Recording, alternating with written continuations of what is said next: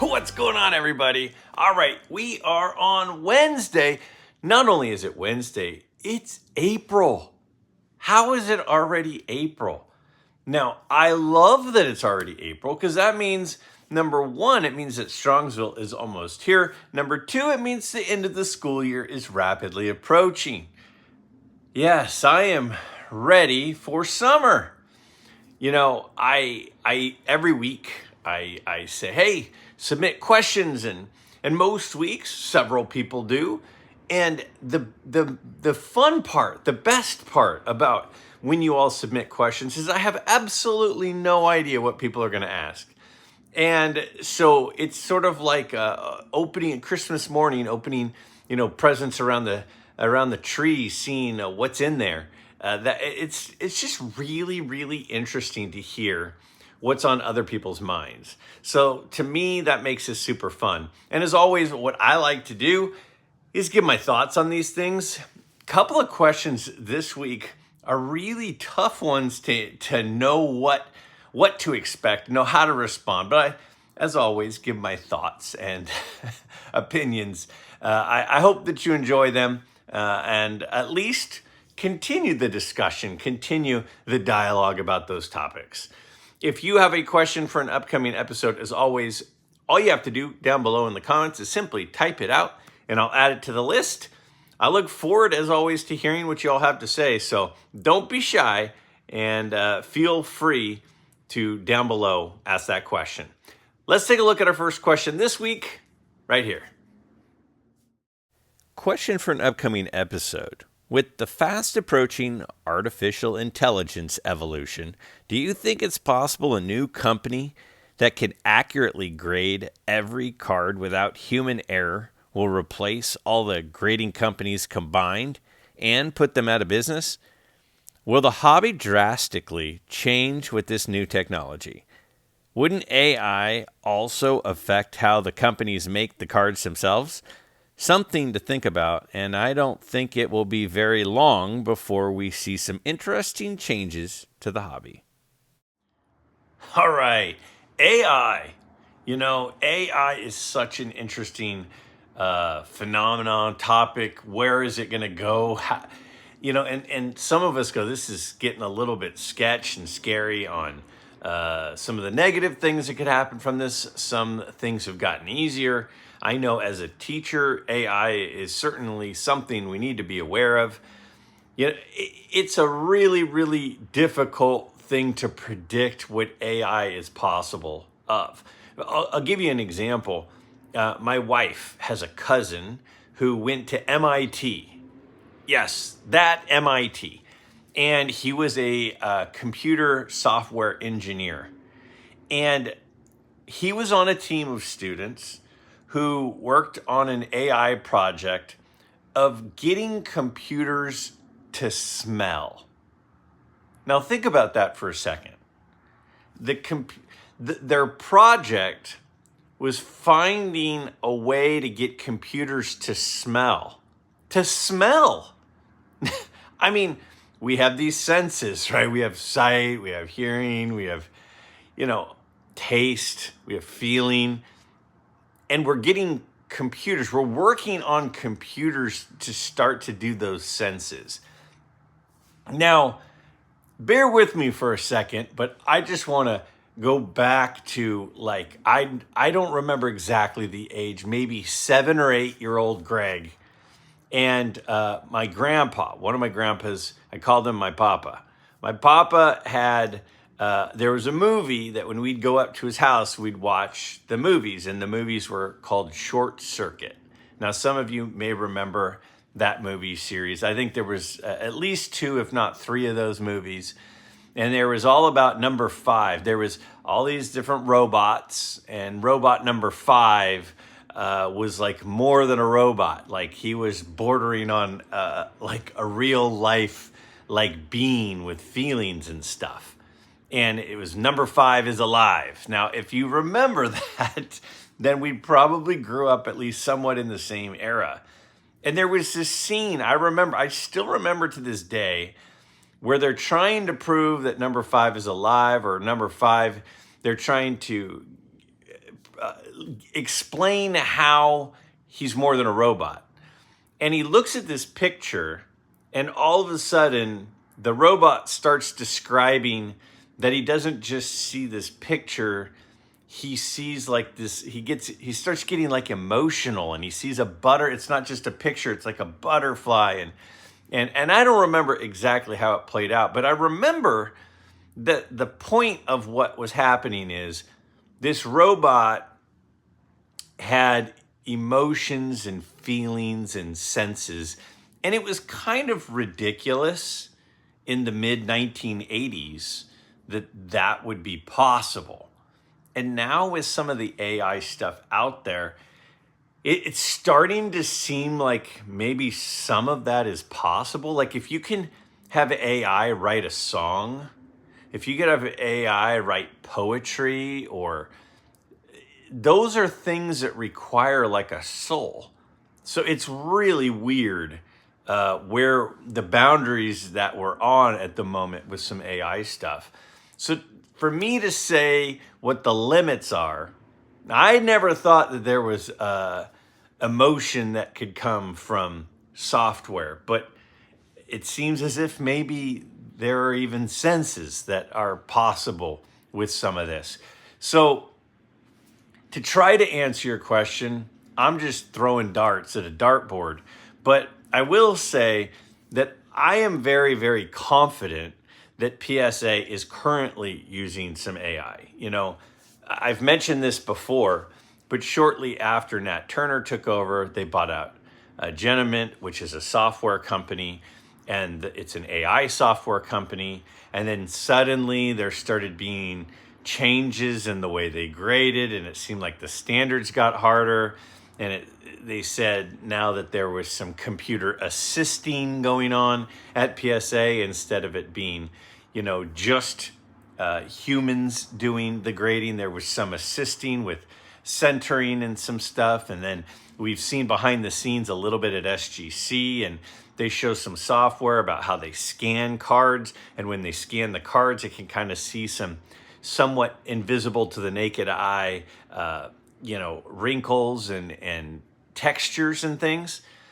Is the problem I have, and I'm not going to go on this whole rant right now about grading, because again, I am not a super anti-grading person, but when grading is doing something that I think is misguided, I do feel like we need to say something to point it out, to hold them accountable. But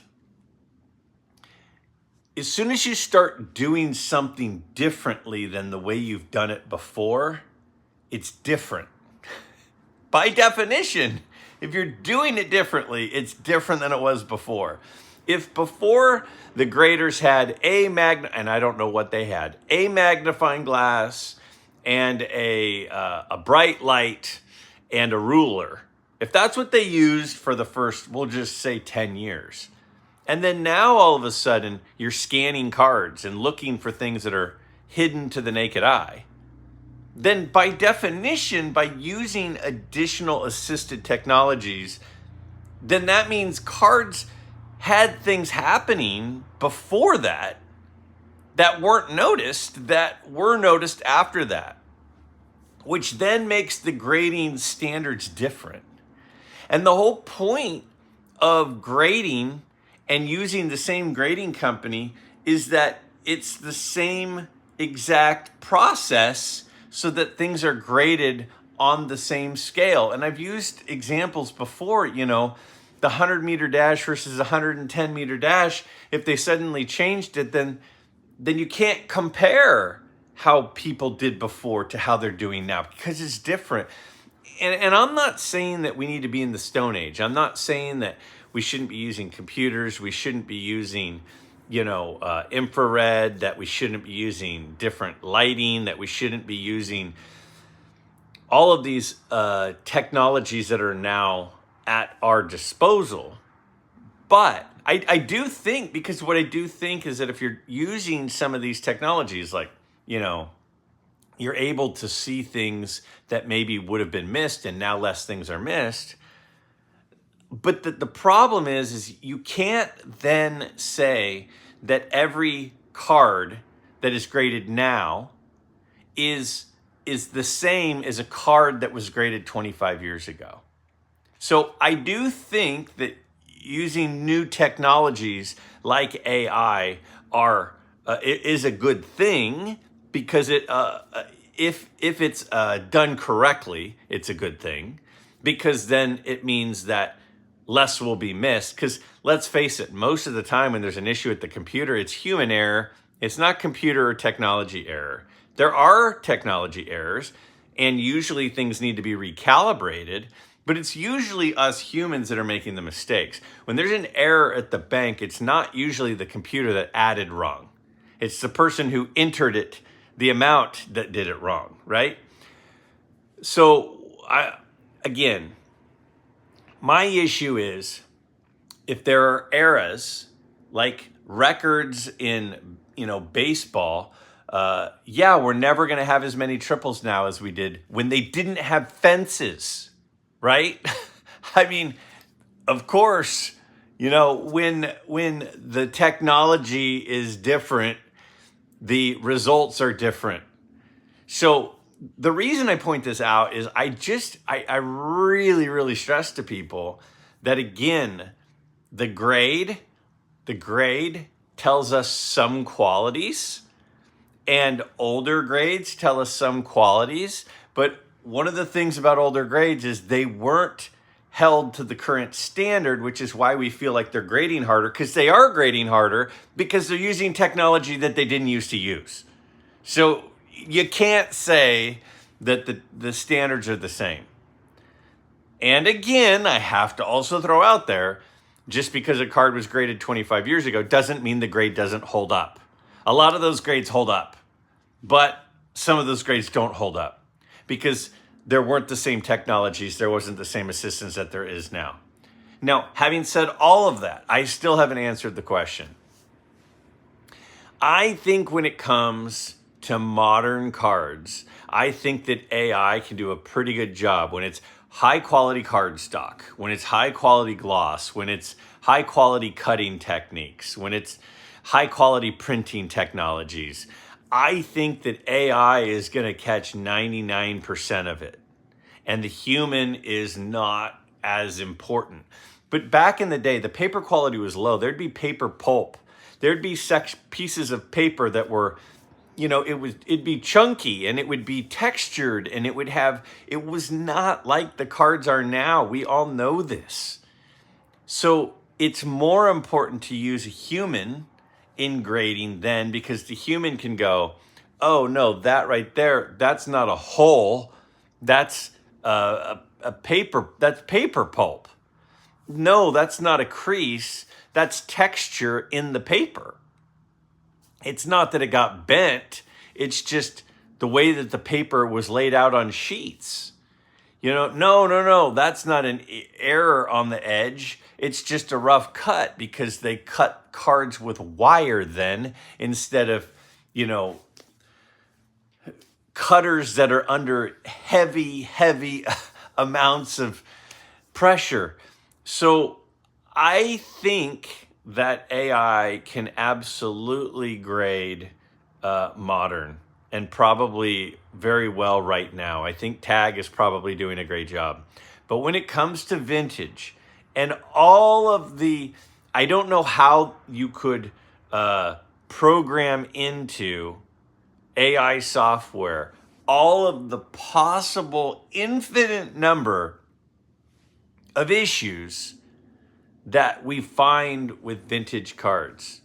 That said, I also didn't think it was possible for a computer to smell, but that's where we are. So if they were able to calibrate it with all of those things, then it could be a game changer. Will it happen? Nothing would surprise me at this point. So it could happen. I don't know about with vintage. It seems like it would be very difficult, but a lot of things seem impossible. Heck, there are people that travel to the moon. And that's been happening for a long time. That seems impossible. So I don't know, but it's possible that AI could be able to grade uh, vintage and use their thinking, which is weird to say a computer could think, use the thinking to allow it to properly grade. Seems impossible. Apparently, it's probably not possible. If they do that, then I do think it would be very difficult for grading companies to compete with a perfect process, which feels impossible. Hi, Greg. Great show as always. I share your views about PSA and their lack of transparency. Even the Roman Empire fell, so they better not keep taking us collectors for granted. Do you think that if they put on their holders a grade for each area of the grade and gave it a centering, corners, and surface grade, this would help their image? Okay, so first, let me just point out this question was submitted from Classy Sports Cards, and he's got a great channel. I really enjoy the channel. In fact, Orlando shared out his video about a week ago. Now, him and his son work together on videos, and they are about as creative as any videos that anybody is doing on YouTube when it comes to sports cards. You know, a lot of us show cards, a lot of us talk about cards, but they turn their videos into like little dramatic skits and experiences. They're not usually super long, and they're super fun. You should definitely check out Classy Sports Cards and their themes, and you can just absolutely tell that they're having a blast. Now, to answer the question, I do think that if PSA had subgrades, if they had centering grades, corner grades, surface grades, I think that that would be really, really helpful. Right now, people are getting cards back and they say, it got a 6. Why? I have no idea. And even people who do it at a level where there are grader notes, a lot of the times the grader notes are not very helpful. It might just say like cornerware. Like cornerware? Like, okay, but you gave it a 5. What do you mean? So I don't think grader notes are solving the problem, in my opinion. I think that grader notes are better than nothing, but I think subgrades, like Beckett's been doing for a long time, is way better. Again, my issues with grading companies is a lot of the issues come down to they're doing what they're doing, and then we just have to kind of like it, accept it, take it, and there's not really anything that's going to happen if we're unhappy. And I really feel like, with Beckett dropping off and Beckett being a company that does subgrades, we're telling the market something. We're telling the grading industry, oh yeah, subgrades don't really matter. That's what we're saying. If you've got a modern card and you've got all these options to send it, and you're not sending it to the company that has subgrades, you're saying we don't care about subgrades. So knowing that subgrades are going to add a lot of time and a lot of cost for the grading company, and we're turning around saying, well, that's not that important to us because we're not submitting to them. Now, why are we not submitting to them? That's a whole different thing. A lot of it has to do with resale value. A lot of it has to do with continuity. A lot of it has to do with brand. And I understand all of that. But right now, a big issue and the big lack of trust happening in the card grading industry is we just don't really know what's happening.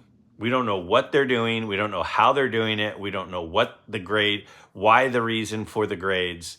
So shedding some light at that and having us have a little bit of an idea as to what's happening, I think would go a long ways. Do I think PSA is going to do that? Absolutely not. And if you're a company, efficiency, if you're a service company, especially a restaurant, an airline, a hair salon, whatever the service is, efficiency and getting things turned over, getting this in and out as quickly as possible so you can get the next thing in and out.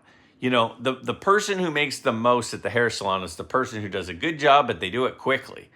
The server at the restaurant who makes the most money on tips, as soon as those people are leaving the booth, they're already cleaning it and getting it set up so you can bring the next group in.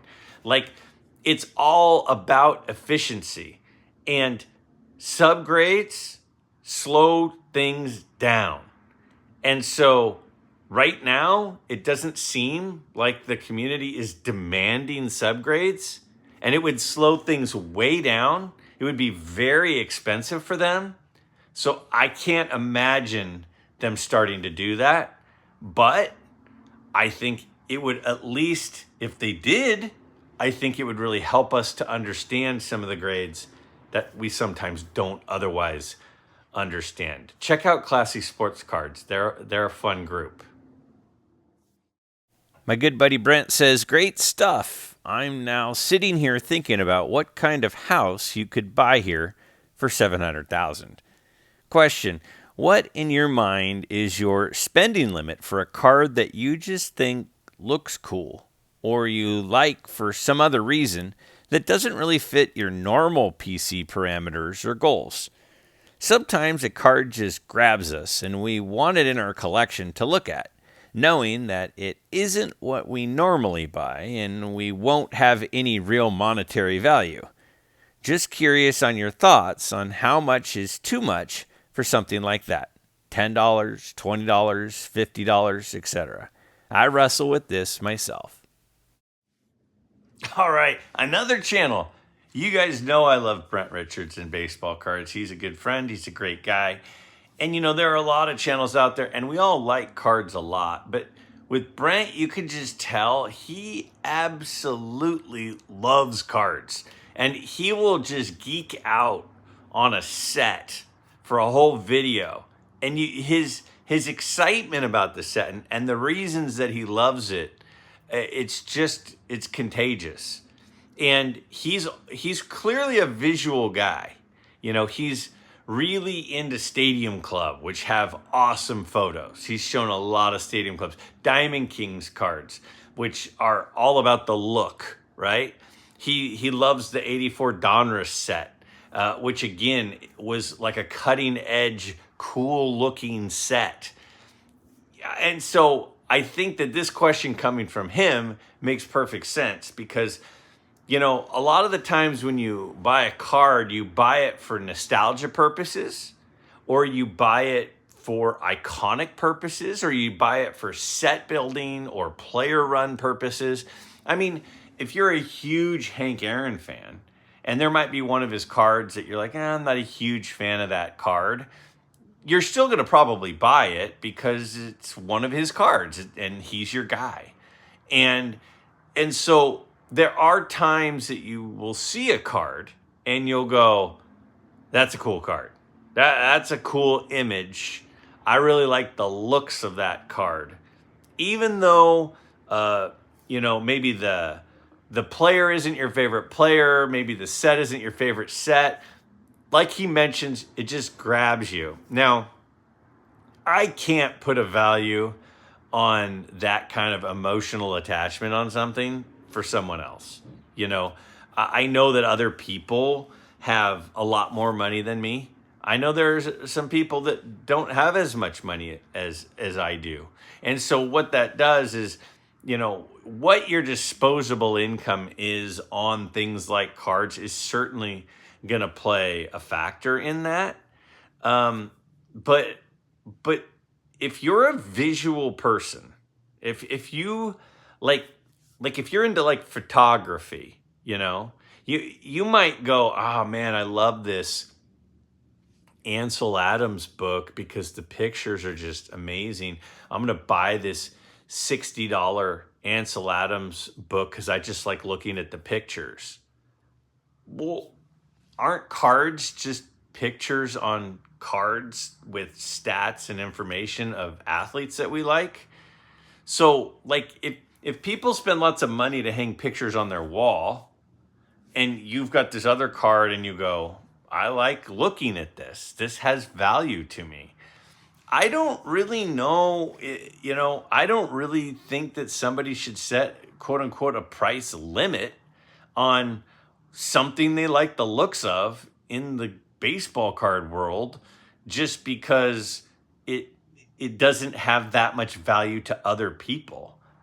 If other people highly value it, it's expensive, right? If there's a lot of demand for it, it's expensive. If there's not a lot of demand for it, it's not that expensive.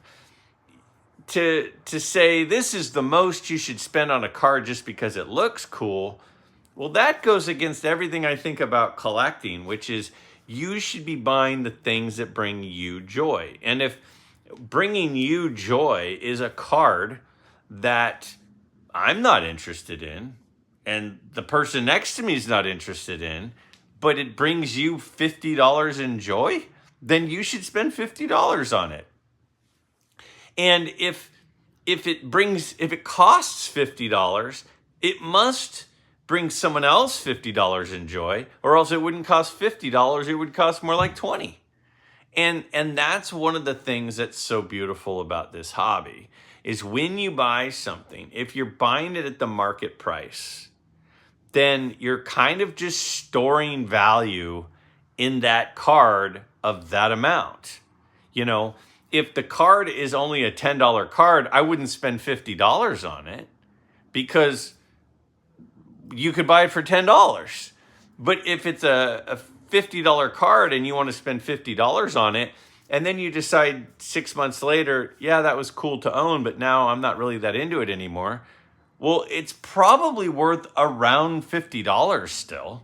There's not really a depreciation because all of these cards are used. All of these cards still have the same, desire for the most part, unless it's like a Wander Franco card. So I probably haven't answered your question, but I would just say, if there's something that grabs your attention and you really like the looks of it and it's worth whatever the cost is, then I don't think that there's a price limit as long as it's within your budget and you would rather have that than something else of equal value. Like, who cares if anybody else thinks it's a good decision? If it grabs you and you like it, that's the kind of thing that sounds like you should be buying. Hello, question. What are your thoughts and anyone else's on trimming hand-cut cards? The majority of hand-cut cards from decades ago were done poorly. I've never done it, but I'm very tempted to trim up a few Post or Jello cards I have from the early 60s. If they are messy, why not clean them up? They were hand-cut anyway, so can they be hand-cut again? Are there any official dimensions? If they would grade authentic, why not make them look better? I asked my LCS owner this, and he said they would grade A or trimmed. But they already are. Or how would they know if it was trimmed 100 years ago or 1 day ago? Can they tell just by looking? Anyway, long question, but I'd love some feedback from you in the community. Thanks. Okay, now this is such a fun question. There are so many people I've heard say before, what do you mean this card is trimmed? Of course it's trimmed. This card is a hand-cut card. So by definition, it's trimmed. Like, who are you to decide that it's trimmed or not? And a lot of cards, have, if you look, like, for example, PSA a lot of the time, within the description of a set or on some of these books and things that you can buy on different cards, it'll say what the size of the card is. A lot of hand-cut cards have kind of dotted lines, as to like, this is the edge of the card. But, like John Mangini mentioned in a video that I shared not that long ago, it's like we were told to cut things on the line or just inside the line. You don't cut it outside of the dotted line because then it shows the dotted line. But in order for the card to grade by PSA standards or whoever standards, then if you cut it inside of the line, then you've trimmed it and it's minimum size. So it is one of these weird sort of things. The question that you're asking, though, is would I ever trim it? Now, here's my thought process. Whenever I see a hand-cut card, which I don't have a lot of, and one of the reasons I don't have a lot of them is because this exact topic doesn't really make a lot of sense to me. Like, I don't really understand why that card is considered authentic trimmed and that card isn't, just because when the person cut it off of the Wheaties box, they cut it a little bit larger. When I had a conversation, and I shared that recently because one of my hand-cut cards is this Sadaharu Oh. And I shared this briefly. When I shared this card, I mentioned this briefly. When I talked to Robert, the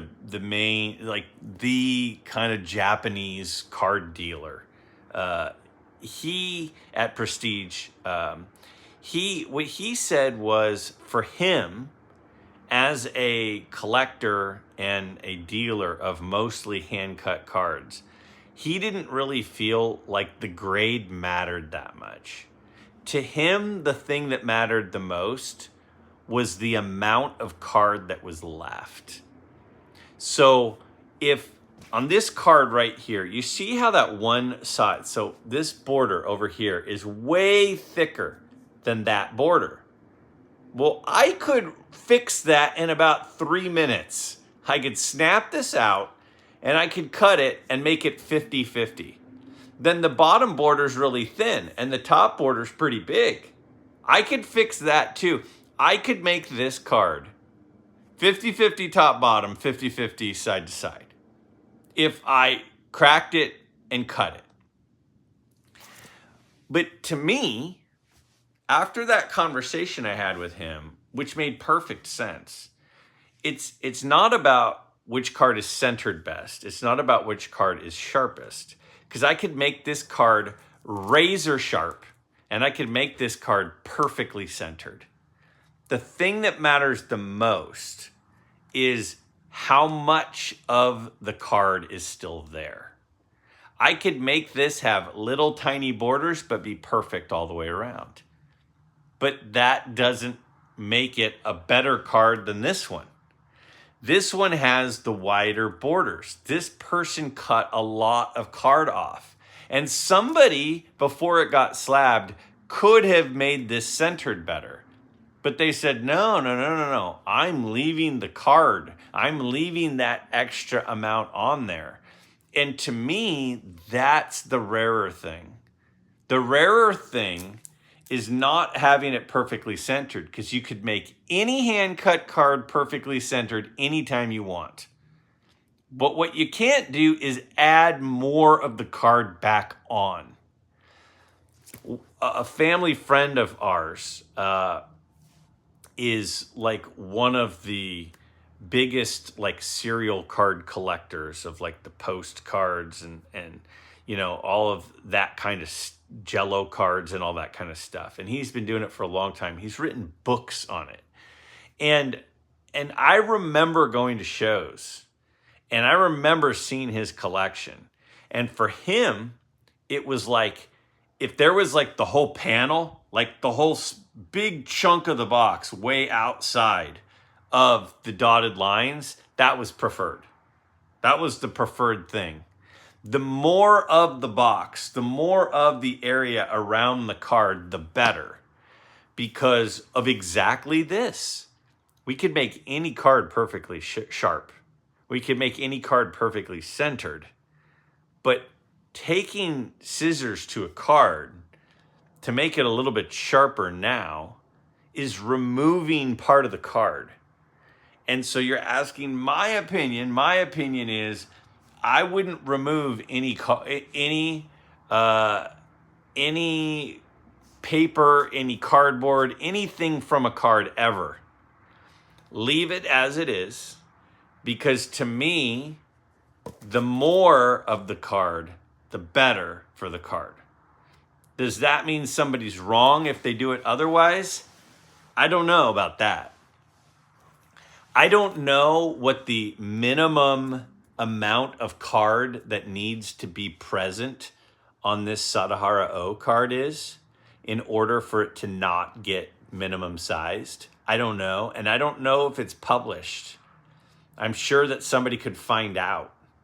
But I have no doubt with the amount of border on this one right here and the amount of border on ones I've seen on other examples, I have no doubt in my mind that some of this border could be removed and it not get minimum sized and it be sharper and potentially get a better grade. But for me, that's not something I'm interested in doing. I'm not going to remove any portion of any card. And if somebody else thinks that that's what they want to do, I'll leave that up to the rest of the community to decide if that's a good thing or not. I don't know. But something gives me a little bit of a stomach ache when I think about taking scissors to any card under any circumstance. Leave it as intact and as large as possible. That's my take. This one says, love the videos, thanks. What are your thoughts on grading low-end cards for my collection? I collect Michigan, lots of T's, 210 and lower. Interesting question. I think I have an easy answer, and then I'll kind of expand on that because I can't help myself. But I think the easy answer is, if you want the cards graded, grade them. Doesn't matter if they're low grade. Doesn't matter if they're low value. If it makes you happier having a card in a holder and it's worth the $15 to put it in a holder, then do it. Like, we all get, hey, some people have, posters on their wall, and some people frame posters on their wall and put it under museum glass. Is one better than the other? No, it's just some people like the looks of the poster just pinned up, and some people like it framed under heavy glass with lights on it. That doesn't mean that anybody's right or wrong. So if somebody is trying to tell you, no, you can't get that card graded, it's your money. Do whatever you want with your money. Like that is a decision you get to make. If it costs $15 to grade a card with SGC, and you're going to like that item $15.01 more than you do not grading that item, then you should get it graded. Now, I see other collectors at times, and they'll buy a card that's like a $1 card, and they'll get it graded, and I go, I wonder why they did that. Like, they're doing a PSA reveal or an SGC reveal, and it's like a $2 card, and then they spent $15 to grade it. And I'm like, that's interesting. I wouldn't probably do that, but I totally understand that somebody else does, and it doesn't make them wrong for wanting to grade it. So for me, the way I look at grading is, first of all, I do like raw cards. I have a lot of raw cards. I have boxes of raw cards. So most of the cards that I haven't graded, it's because either A, I like the looks of it better when it's not graded. I just like it in like a card saver or a penny sleever or whatever the product is that you use. Now, but at the same time, I have some cards I do grade. Like, I think this card pops. I keep using this example because it's the only one sitting here with me. I think this card pops looking in this SGC Tux. I think it looks fantastic. And if this card was worth $2, I would probably grade it because I think that it would be worth more than $17 for me in my value if it was in this Tux because it looks so good in it. But I usually am so okay with cards not being graded, and I like them like that that the only reason I would grade them is if I thought that it added value. If the added value of it being graded is more than the cost of grading, that's when you grade it. So if a card was like a high grade card, say it's a 7, I think it's going to get a 7 or an 8. I'm pretty confident it's going to get a 7 or an 8. And as it sits raw, it's $50. And it cost me $15 to grade it. And now I've got $65 into it, right? $50 card, $15 to get it graded. I've got $65 into it. If it gets the 7 and it's worth more than that, then I've added value to the card by getting it graded. So does that mean we should always do that? Well, no, because we may not care about adding value to it because it's not going anywhere in our collection. We like it the way it looks more ungraded than we do if it were graded. We want it to stay ungraded. That's the beauty of collecting. We get to do it however we want. So I guess my response, because I know a lot of people who have gotten cards graded that are like childhood cards and they just want it protected, encapsulated. They thought it would look good graded and it's not going anywhere. Well, then get it graded. So I would just say it doesn't matter if I think you should get it graded or not. It doesn't matter if anyone else watching this thinks you should get it graded or not. If it's worth the $15 to have it graded and it adds $15 of joy to your life to get it graded, then those are the cards that you should grade. And it's not always about the financial sense. From a financial point of view, should you get things graded? No. From a financial point of view, you should not get a $1 card graded. Because now you've got $16 into that card that's really only worth $1. So if the question is just financially, business sense, no, don't grade those cards. But if the question is, well, it's for my collection, then the intrinsic value for you, then the enjoyment factor for you is really the main thing that matters. Some older cards that are maybe faked, that have some value, low grade should still be graded. Some old stuff you should get graded, regardless, because it's going to add enough value. Again, this is from a financial point now. It's possible, if you're talking a Mickey Mantle card from the 1950s, it's usually going to be worth more if it's in a holder than not in a holder. Because what you've done now is you've confirmed for a potential buyer that it's authentic and it's not been altered. And so that makes it more appealing to potential buyers. So from a financial point of view, even though it's low grade, if it's an expensive card, then it's worth grading. But if it's from your collection, which is kind of what I was assuming, is these are cards for your collection, low grade cards for your collection, should I get them graded or not? Well, is it worth $15 to you? If the answer is yes, then do it, even if it doesn't make sense to anybody else, because it's your collection. And if you like them more in those slabs, then knock yourself out. If you guys have a question for an upcoming episode, do not hesitate to down below in the comments. Simply type out your question.